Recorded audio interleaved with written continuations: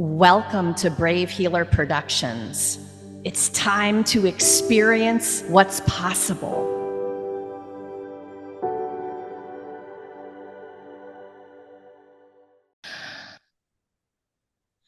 So, what if one subtle shift could change everything? Welcome, everyone. I'm Laura DeFranco, the CEO of Brave Healer Productions, where we are helping the world experience what's possible. And here today to help me with that mission are some of the amazing authors of one of our newest books. This is called Sacred Spaces, Subtle Shifts for Mind, Body, and Home Transformation. And you guys, this is volume 3 in an award-winning series from our lead author, Colleen Avis. But before I introduce these beautiful women to you, I want to give Colleen a humongous shout out. Colleen, we would not be here without you. Your mission and vision for this book and the entire series was ginormous. I am so grateful and honored to be on this journey with you and all of your just stellar expert co-authors that we're going to hear from today. This is a big day, y'all. This is launch day. We happen to be recording on launch day today. I know. Yeah, I wish I had pom-poms. I think I'm going to have to get some of those for my Zoom.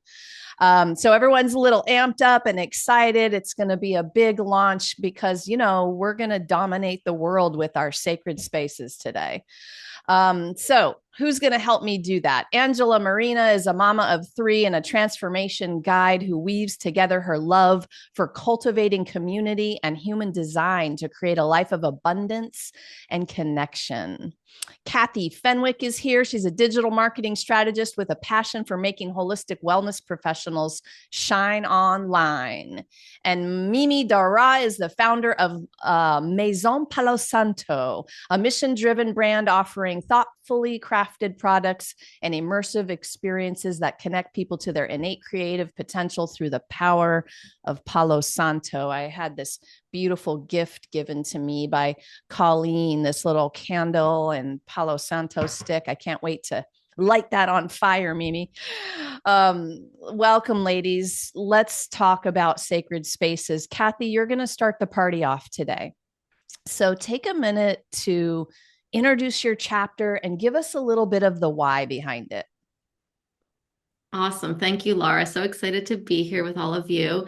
I'm Kathy Fenwick. I wrote chapter 17, Loving Your Inner Child, Quiet Your Inner Critic, and Connect with Your Highest Self. And this experience of meeting my inner child and connecting with her was extremely powerful and really changed everything in my life. It had this massive ripple effect that I never could have imagined. Just like so many people, I've been on a journey of releasing limiting beliefs, being my highest self, trying to not let the voices in my mind, our thoughts, run my life when I know they're not like what the truth is. And it's hard to do that. And I think the missing piece was compassion. I did not have compassion for myself, which is ironic because I'm a very compassionate person towards everyone else. But when I met my inner child, it's like with your own children or anyone's child, like you immediately show so much love and compassion. And I was able to do that for me, which was very powerful. And from there, it felt like the grips of all these other things really loosened. So I'm just really excited about this ability to connect with something and be more whole internally.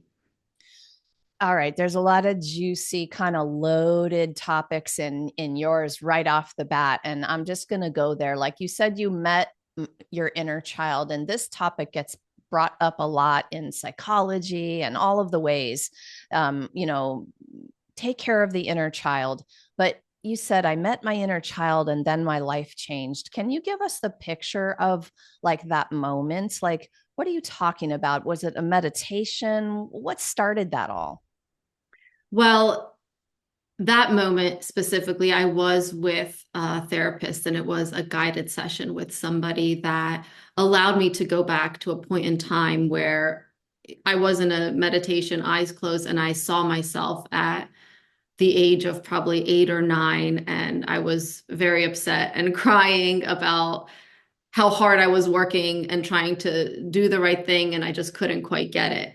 And I don't even know if what the specific scenario for her was, but in that moment to see myself crying and upset, and I just, and I saw my adult self go over and hug her and embrace her, and it was just like this connection between the adult me and the younger me, and I suddenly felt more whole and more loving towards myself, because you can't be loving towards this inner part of you and then not extend that out to who you are today, because you realize that that is who I am. That is a part of me too, this innocent, vulnerable, I want to do my best, but life is just hard. So that was a very, that was the first moment. But since then, I've really do it on a daily basis. Like at night, I just put my hand over my heart and I close my eyes, and I always picture myself like in my bedroom as my childhood bedroom. And I just think of myself there and I talk to myself, and it's really beautiful and comforting. And that was perfect, because that was going to be my question, is like, well, what's the practice now as an adult, right? And so you had the moment, but then we all know that this is a practice. So I love that you're describing that, hand on my heart, you can access that connection anytime you feel like, and it's probably a good idea to continue to connect, right? Mhm. Yeah, it Yeah. never ends. And there's, like you said, this is seems to be a hot topic, and there's so many things you can do. I think through journaling is another way I connect. But another fun thing is thinking through what are things I liked doing as a child, and then allowing myself to do that and disconnect from this world where I'm a mom of three. I have all these responsibilities, and life can feel so serious sometimes. But kind of like playing with my inner child, or allowing myself to be her is so nourishing. And it's also just easier to parent when I connect with my inner child, because then I almost am on like a more level playing field with my kids. I understand where they're coming from. So that's one of the things that I meant by when I said ripple effect, how it's really helped me throughout my life. I love that.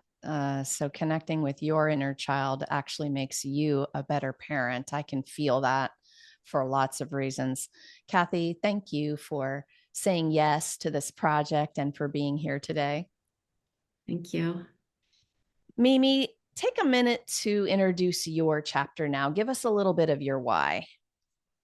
Hi, everyone. I'm Mimi Dara, and I am chapter 11, Alchemizing Transformation with Palo Santo, How to Instantly Shift Your Energy with the Power of Scent.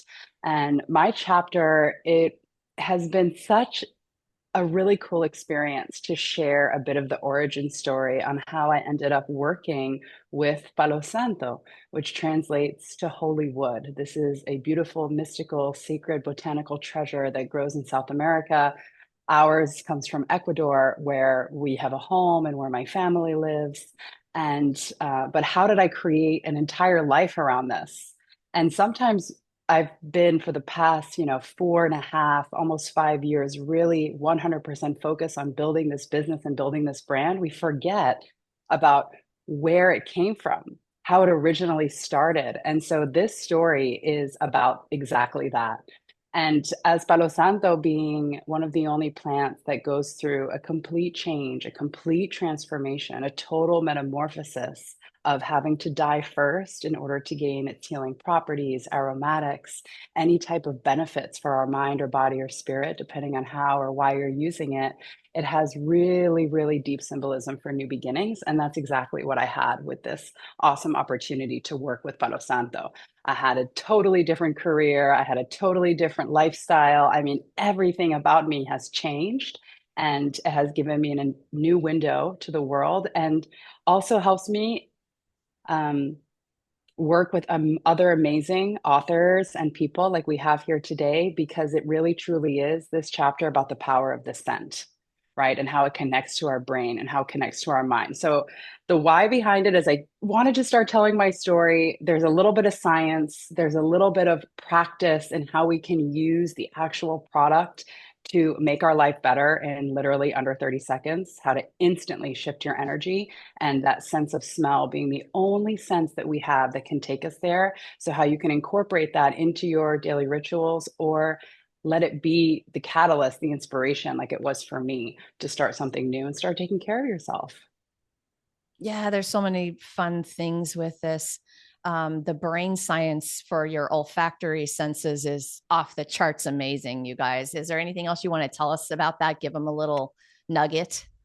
Sure. I mean, I was just thinking about even when I was hearing Kathy speak, exactly when we connect to our inner child or when we connect to something that brings us really true joy or something inspirational or a breakthrough, when we connect it to a specific aroma, we can trigger these emotional responses with just the scent later alone. So, for example, if you were to use an aromatherapy scent that you love, in our case, we talk specifically about Palo Santo because of its benefits for opening, increasing our focus, boosting our creativity, immunity. I mean, there's so many different benefits. But if we use that in a specific instance of peace, like a guided meditation or in a yoga class, then we begin to be able to get the benefits later when we're stressed out in our car, when we have a horrible call, when we feel overwhelmed, when we feel like, why was I born?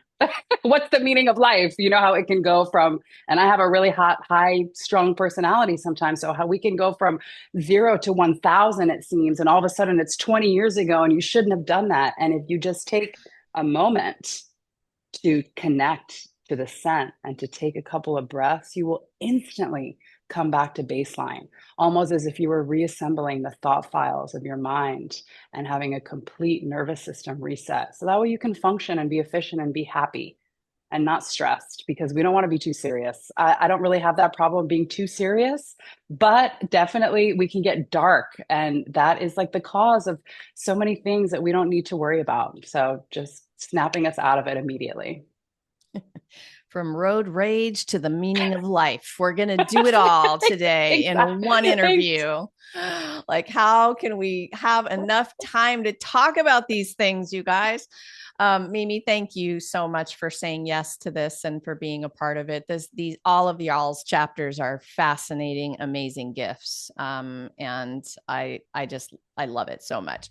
Angela, we got to hear from you. Tell us a little bit about the why behind your chapter.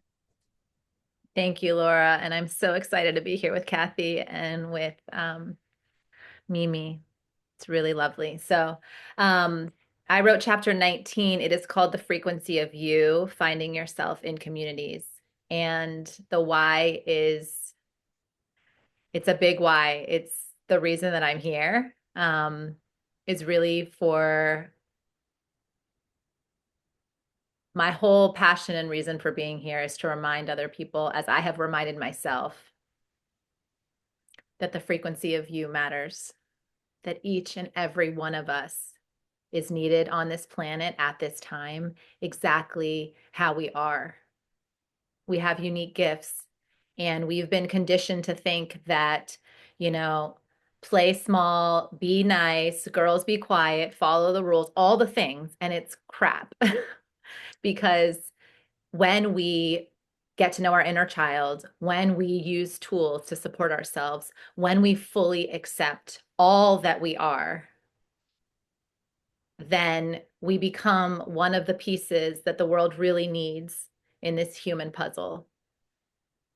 And I'm just so tired of people not seeing the light and the love of who they are, not celebrating the gifts of what they bring to the table. We all have unique passions. We've all shared different things that have lit us up, and it's so beautiful. And even if we were all to have, we did have the same passion of sacred spaces, we can have the same ones and we can have different ones. And when you meld it all into community and everyone just gets to share what really lights them up and what really makes them excited or what's really helped them, then we all collectively move forward together. And it's my dream to witness a world where we are all loving each other, where there is peace and harmony, and that we really are honoring exactly who we came here to be. So, the moment before you get what you just said, and if you would like think about a listener who might be right there, and it's the moment before they understand what you just described. And there is a moment of awareness. Do you remember this in yourself, and or what tip would you give, to someone who's just on the brink of that awareness? To just close your eyes, put your hand on your heart, to take a really deep breath, or 3, and just to ask yourself what you want. What would fill you up? What would make your soul shine as bright as possible, or just feel alive? Because a lot of people navigate through life and they don't have that energy. I can feel in listening to Kathy and to Mimi, like I want to go light my Palo Santo right now because Mimi just got me lit up. I want to go lay in bed tonight and tap into my inner child. Like that is the gift. And what I would say is no one is taking up too much space. We have this thought that if I go big, there's not room for everyone, but it's just not true. Like each of us in this chapter, each of us in our chapters, each of us in this book went big. We expanded and there's room for all of our chapters. And that's how it is in life. And it's just, I really believe, it's like 1 out of every 400 trillion people, or, it's 1 out of every 400 trillion sperm egg that connect that actually make a person. So we are all miracles. Let us not forget that. And let us step into that and let us celebrate each other and then also celebrate ourselves. I don't know. Just do it. Go for it. Reach out to one of us. We'll nudge you. We'll hold you. We'll solo Palo Santo you, whatever you need. We are all miracles is a really great reminder when you're having the doubt or the anxiety or the fear or whatever. Angela, thank you so much also for saying yes and for being here to share. Huge thanks to all 3 of you. These chapters are huge gifts. One of the reasons I love the collaborations is because we need all your unique voices, all the stories and all the practices. And you all stepped up to the challenge I gave you, right? Give me a vulnerable story. Allow me to get to know you a little bit. You all did that so brilliantly. And then, it's one thing to kind of coach your clients and be with the people that you serve, and you do that all day long, but it's quite another to get it in black and white in that second part of the chapter where I said, give the reader an experience. And again, you did it so brilliantly, though, this toolkit of a book. Y'all will be busy for a while playing in the playground of these practices that are our author's master teachings. I mean, it's incredibly generous and such a big potatoes to me, what you did in those chapters. So thank you all for that so much. So, sometimes for a lot of people, and I think all of us can relate, this journey can be overwhelming. There's a lot out there to look at, to read, all the things. It's difficult to know where to start sometimes. Mimi, share with our listeners one of those subtle shifts they can make to help them kind of start off on the journey today. One of the most wonderful things that we can all do, and this is something that I'm currently working on, and it sounds so simple, but I think it's one of the simplest, but one of the most difficult. It's in the morning. And I would highly recommend and offer this challenge to anybody who's listening to this to, if you're not already keeping your cell phone out of your room, put it in a basket somewhere not in your bedroom. And in the morning, before you go to it, you don't have to use Palo Santo. That's great, but it does take 2 hands. Do something that requires 2 hands, pour yourself a glass of water, drink a glass of water. Even if you don't write anything down, but think of 3 things that you want to do, and your brain becomes a creator versus a responder. And some people could be saying now, well, I'm not on social media, so I'm kind of cool. Yeah, but you're probably getting a text, you're probably getting a WhatsApp, you're getting an email. So subconsciously, your brain and your consciousness, your entire being, your entire energy has now gone into responder mode, caretaker mode on a very deep level, instead of starting your day off in who you truly are and what you truly want. Because even if it's just a thought, since our nervous system, it doesn't know the difference between imagination and real life. So set yourself up for something hopeful and inspirational, especially if you're in a situation that is stressful and not your ideal place to be, which I think most people feel like that if they go to a job or they go to work or they're with somebody or in a place where they don't like it that much. Or maybe they like it, but after an hour, they're just going right back into the moment of stress or right back into the, man, I hate this job. I got to leave this place. I'm never going to do anything. But if you have those moments of hope and inspiration and like internal planning, I call it the energetic ecosystem. If you tap into that, it's your own little ecosystem that nobody needs to know about, but it's for you. So make that subtle shift. It doesn't cost anything, it's totally free. You are in complete control. And the scariest part about that is that there's no excuses. You don't have to go anywhere, it's not a class. So try it because literally it'll be under a minute per day. And I guarantee you, your mood will boost, your energy will shift. And if you start to pair those moments with aromatherapy, which is what I always talk about, or something that you like, you're going to change the trajectory of your day in under a minute. So that's what I really love to do and tell everybody about. I love it. Now there's a miracle morning. Change your brain from responder to creator. Of course, we are all creators anytime we choose. So what if you wake up and have the awareness, then you get to choose. I want to choose creator. Like, are you kidding? You know, so like this is it. This is how you make your life in the moment, in that generous, precious moment that you have. So, so awesome. Oh, these golden nuggets of awareness, you guys. Angela, what's your version of this? You know, it's a little bit of overwhelming sometimes. We got to get a little nudge to start. What's your answer to that? First off, I'm laughing because I'm like, I don't feel like anything subtle anymore. I'm just like, go big or go home. But I will say that a practice that is very subtle that I've been leaning into lately is listening. And I know that we've heard before, we have two ears and one mouth, and I do like talking, but I'm in this practice right now, just listening. And it can be your environment, it can be other people. Think of how often you're like, hey, how are you? And someone says, fine. Fine, I'm great, or fine. And if we really listen, we can tap into more of ourselves because we're using our senses to really connect with that other person. So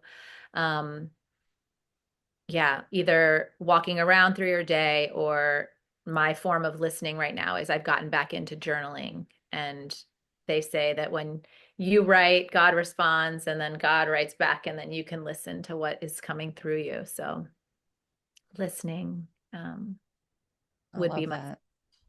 I love that. All the ways to listen. You just gave us at least two or three. Of course, you know that journaling is one of my, I'm a fan. I'm a fan. That is how I listen and hear the voice and get the message out. And I love it. I love what you said just now too about listening to the fine. And you're making me think of one of my kids who that's the response all the time. Fine. And so, and I can, of course, you know, the mom thing, the mom vibe, you know, immediately if it's a fine or a not fine. So, but you made me realize I could do that with everybody. Hear the energy behind the answer, right? I love that. Kathy, for you, what would be that little step, a little shift someone might make to kind of start the journey today if they're in overwhelm? I think kind of repeating a little bit of what Anj said early on is I think it really starts with a decision that you want to see some change, that you see a different way, and that you're ready to move forward. I heard the other day that if you just take one step towards something, the universe will take 1,000 steps towards you, or God, or whatever you want to believe. And I found that extremely reassuring. And I also find it very true, is that it feels overwhelming and it feels like it can be so far away to get to where you want to be. But one little step can shift everything, and you'll see the synchronicities and the universe conspiring to make it happen. And on a practical level, I mean, journaling, same as you both said, I've done it, on and off since fourth grade. And I find it such a powerful way to talk to myself and hear myself and see patterns. And since my chapter was about inner child, there's also inner child techniques where you can write to yourself and let your inner child write back. Some people are more comfortable doing that written. Some people like to do the internal dialogue, but that is another tool for connecting with your inner child or yourself. So powerful.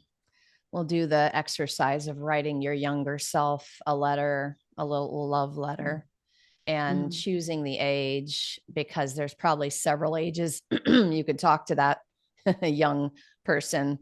I love that exercise so much. Okay, so I have one big question left for all of you, and I know it's going to be tough to think of the one most important thing, but Angela, what's that one most important thing you want people to know about community?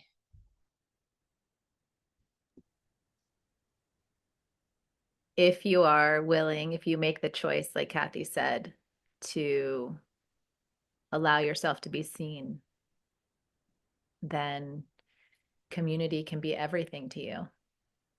And I share this from personal experience of, as a little girl, I would say, my name's Angela Marina Barbieri Fajardo Gonzalez and Gino Fight from Monarch. And people would like, no, it's not. It's like I had such a desire to belong. I just, even as a kid, I'm like, no, I'm a part of every person in my family's last name. I just wanted to belong. And now I finally belong, you know, and I think though it's belonging as who I am. I'm now in a community or in various communities where I just get to show up and be love and like love on people and tell them how amazing they are. And I don't have to do all the other parts that need to get done to make a community thrive. So it goes back to what I was sharing earlier, which is each of us is needed. And when we can just honor and celebrate who we are, then we will be valued and nourished and belong to any community that we find. Yes, thank Lots you of for communities. So if you're looking for community, I am your gal.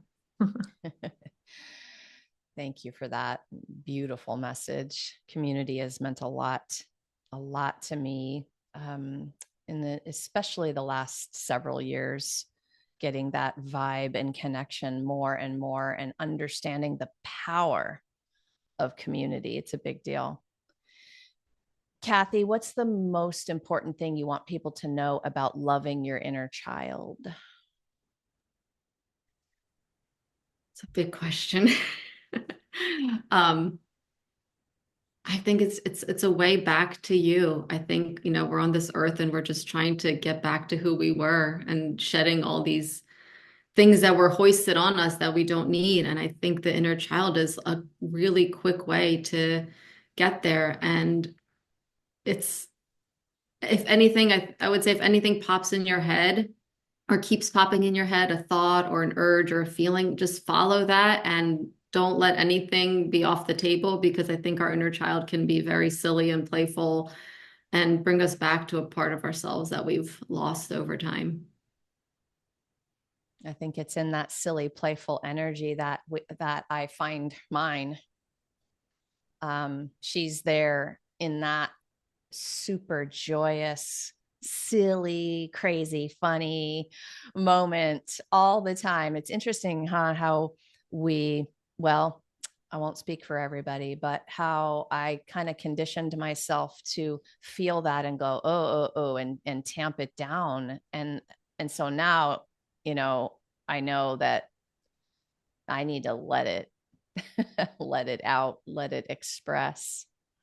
It's way more fun that way, Mm-hmm. Mimi, close us out today. What's the most important thing you want people to know about the power of scent? I would say that just kind of piggybacking what Ange and Kathy said, it's really about connecting to your true nature, connecting who you truly are. The power of scent can take us back, it's the only sense that can take us back to a place without having to be there, but feeling like you're there. So if you've ever like gone to a family member's house, and you're instantly transported back to that place, and you might like pick up a whiff of it somewhere and you instantly are transported back home. It's about coming back home to your true nature, which is joy. And not allowing that to help you understand that, the conditioning and all of the things that are put on you is not really you. You can come back to that true nature. So that's really the power of the scent. And it's personal, right? It's a personal, easy thing to incorporate. And sometimes it's overlooked. I like to call it the cherry on top of all self-care because it just kind of seals it all in. And it's helped me transform my life 180 degrees. And I know that it could be the bridge for somebody listening to this now to try something different and new or to add on to what they're already doing. So it is very powerful. And I hope that you guys can feel that too. All hail Grandma DeFranco's Italian kitchen on Focaccia Day. I'm telling you. We all have one. Right? Like, yes, I can feel my butt in that little wooden seat. Like, it is so true. I love that. Oh my gosh. Okay, these are big questions. This is big stuff. We could be here all day on these juicy questions. Authors, thank you so much for what you do in the world and for being here today to share it with everyone. Thank you, ladies. So we want you to go buy the book, y'all. But we also want you to know that this is way more than a book. This is a generous community of experts. Maybe you heard something today that got you curious. You have a question or you need some support. Drop down into the show notes because I have everybody here hooked up with their links. Go explore what they're up to. Learn about their programs and the communities and the products and the services. They're there to answer the question. They're there to support you. Really, really grateful for this community and the generosity that pours from it on a constant basis. So come on down, click on the links, hop over to Amazon. You can grab Sacred Spaces today. We would love it if you help us with this book launch today. And you can actually join us for the book launch party as well. That's going to be February 21st. So you got some time if you're listening to this today, tomorrow, the next day. Drop down into the show notes. I've got the Zoom for the party there. And lastly, today, everyone, remember your words change the world when you're brave enough to share them. So it's time to be brave. See you next time, everyone.